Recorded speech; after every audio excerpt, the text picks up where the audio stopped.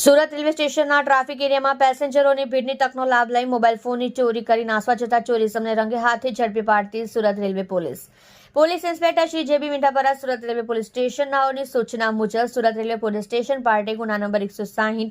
2026 ભારતીય ન્યાય સંહિતા 2023ની કલમ 303 મુજબના ગુનાના કામે ફરિયાદી શ્રી નાઉ આજ રોજ તારીખ 26/1/2026ના રોજ કલાક 12 વાગ્યાના સુમારે સુરત રેલવે સ્ટેશનના એન્ટ્રી પાસે તેઓના સમાજના મૌલાના અને સુરતથી પંજાબ જવાનું હોય તેઓને મૂકવા આવેલ હતા. તે દરમિયાન પેસેન્જરોની ભીડની તકનો લાભ લઈ એક ઇસમે ફરિયાદી શ્રીના પહેરેલા પેન્ટના ખિસ્સામાં રાખેલ મોબાઈલ ફોનની ચોરી કરવી નાસવા જતા તેને કોડન કરી પકડી તેનું નામ ઠામ પૂછતા તેણે પોતાનું નામ આમીન નાઝીમ, જાતે સોદાગર, ઉંમર વર્ષ 23, ધંધો બેકાર, રહેઠાણ રૂમ નંબર 504, ટપાલ બેન્ડની પાસે સગરામપુરા સુરત વાળો હોવાનું જણાવતા તેની અંજરતીમાંથી એક વિવો કંપનીનો મોબાઈલ ફોન કિંમત ₹18,000ની મત્તાનો મળી આવતા સદર મોબાઈલ ફોન તપાસ કરતે